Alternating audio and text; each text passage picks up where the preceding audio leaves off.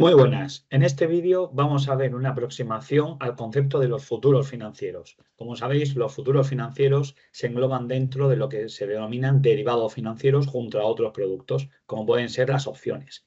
En este caso, vamos a analizar el concepto de futuros, qué posiciones existen, los que compran, los que venden, cómo se representa gráficamente y qué tipos de futuros existen en el mercado.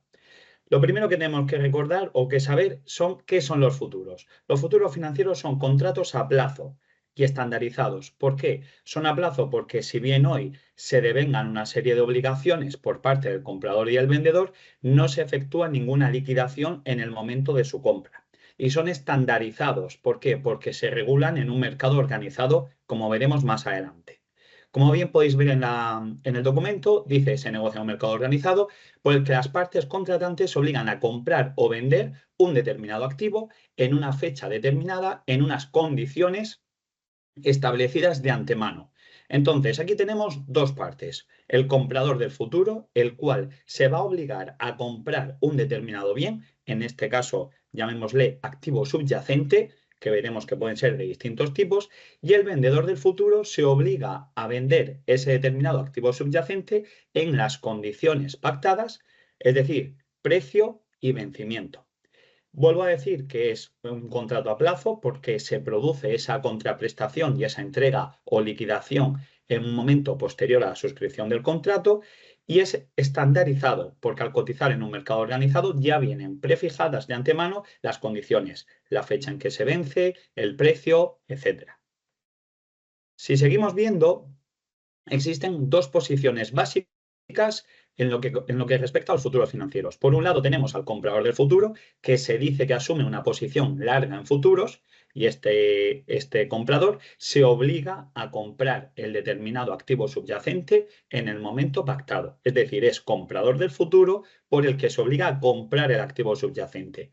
Y esto, aunque parezca redundante, cuando veamos en otros vídeos el concepto de opciones financieras, veremos que un comprador de una opción puede obligarse o elegir vender o no vender ese determinado activo subyacente. Por lo tanto, aunque sea redundante, sigo diciendo, comprador del futuro, posición larga, se obliga a comprar el activo subyacente en un periodo determinado.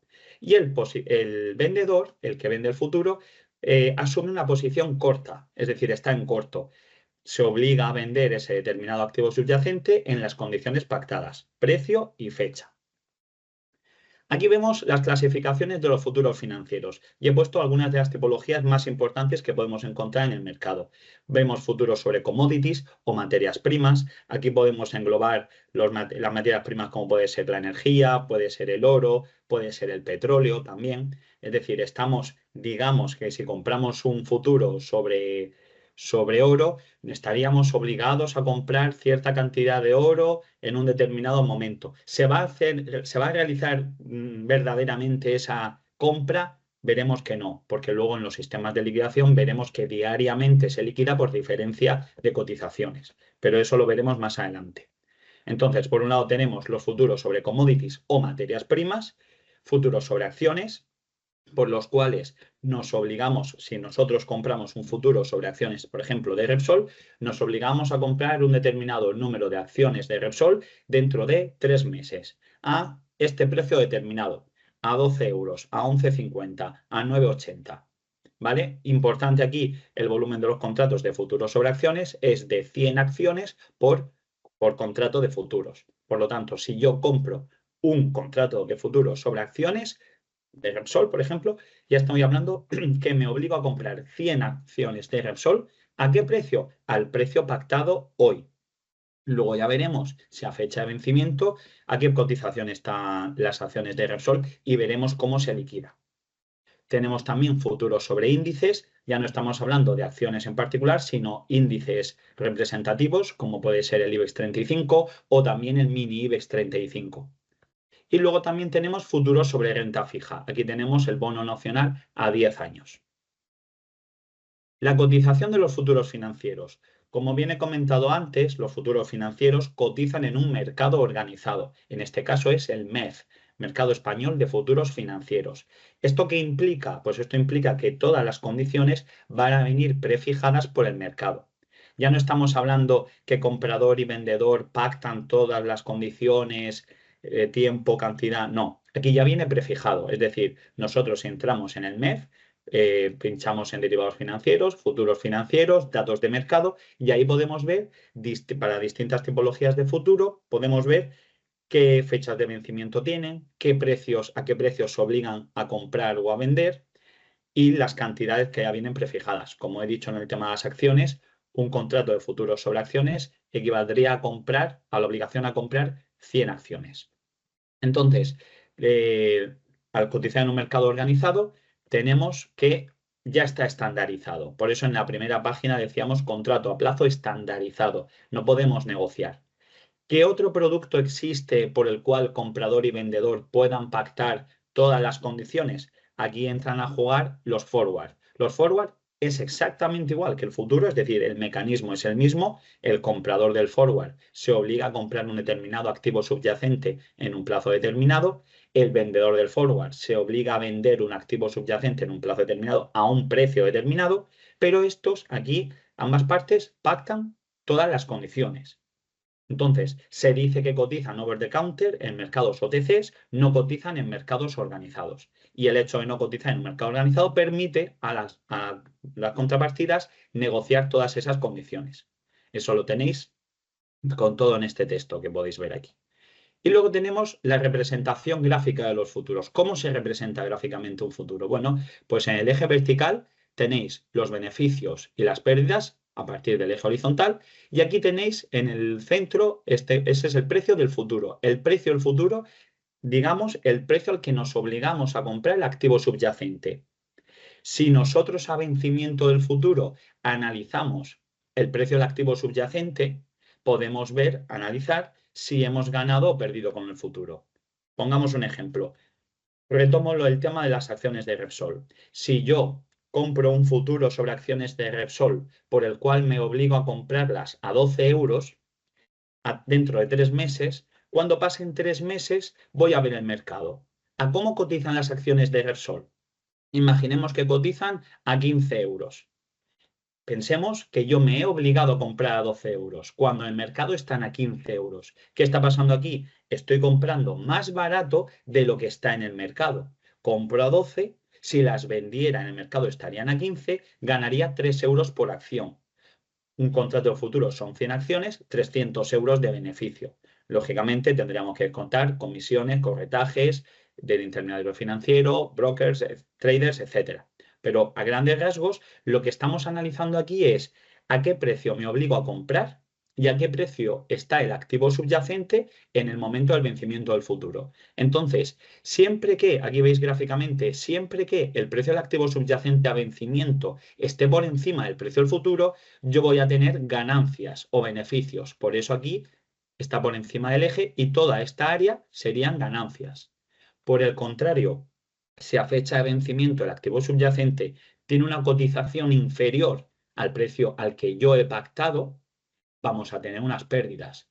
Y pensémoslo de la siguiente forma. Si yo me obligo a comprar las acciones de Repsol a 12 euros y cuando pasan 3 meses o 2 semanas o una semana las acciones de Repsol están a 8 euros, yo estoy perdiendo 4 euros por acción porque estoy obligándome a comprar más caro de lo que realmente está ofreciendo el mercado. Esto es para el comprador y esto es para el vendedor. Siempre vamos a tener dos gráficas distintas, o para el comprador o para el vendedor. Entonces, aspectos básicos de los futuros. Hemos dicho que son contratos a plazos porque no se devenga, si bien se devenga una obligación, un compromiso de compra y un compromiso de venta, no se liquidan en ese momento. Por eso es a plazo. Son estandarizados porque vienen predefinidos por el mercado todas las condiciones, precio al que nos obligamos, vencimientos, cantidades. Si estuviéramos hablando de materias primas, estaríamos hablando también de calidades también, pero ya viene todo fijado por el mercado. El hecho que estén estandarizados es porque cotizan en un mercado organizado que es el MEF. Y cuando nosotros vamos a liquidar los futuros, tenemos ya os avanzo, pero lo veremos en vídeos posteriores, se liquidarán diariamente comparando con la cotización. Pero a grandes rasgos, ¿cómo ganamos con un futuro? comparándolo con el precio del activo subyacente en el momento de vencimiento. Si el precio del activo subyacente a vencimiento es superior al precio al que he pactado ese futuro, ganaremos dinero. Si el precio del activo subyacente a vencimiento está por debajo del precio al que hemos fijado, perderemos dinero. Por eso se dice que tenemos una posición alcista. El que compra futuros tiene una posición larga y tiene una expectativa de mercado alcista. ¿Por qué? Quiero fijar un precio del activo subyacente ahora porque sé que va a subir. Si yo sé que hay una empresa que va a comprar otra, que va a absorber otra, y sé que las acciones de esa empresa van a subir, ¿qué hago? Me fijo un precio de compra y cuando efectivamente a vencimiento haya subido, puedo ganar esa diferencia del spread que se produce entre el precio activo subyacente y el precio al que yo me he obligado a comprar. Al contrario, que siempre parece que cuesta un poco más pensar en la parte del vendedor. Yo sé que hay unas acciones de una empresa que van a bajar porque tienen algo en la contabilidad que han detectado o porque sé que van a presentar unos resultados inferiores a los que inicialmente se preveía. Y bueno, yo sé que en definitiva esa acción de esa empresa va a bajar. ¿Qué puedo hacer? Me pongo en corto. Vendo futuros, posición corta, vendo futuros de esa acción y cuando efectivamente esa acción haya bajado, por comparación, estaré vendiendo más caro de lo que realmente, he pactado un precio más caro de lo que realmente está cotizando en el mercado. Es decir, el vendedor de futuros va a tener una posición bajista de mercado y el comprador de futuros con esa posición larga va a tener una mentalidad alcista de mercado. Por eso, gráficamente veis que el vendedor gana cuando baja el mercado. Cuando digo que baja el mercado es que el precio del activo subyacente está por debajo del precio al que hemos pactado. Esto en este vídeo corto dejamos aquí los futuros financieros. Más adelante haré otro vídeo sobre la liquidación de los futuros financieros, cómo se liquidan. Veremos que se liquidan diariamente.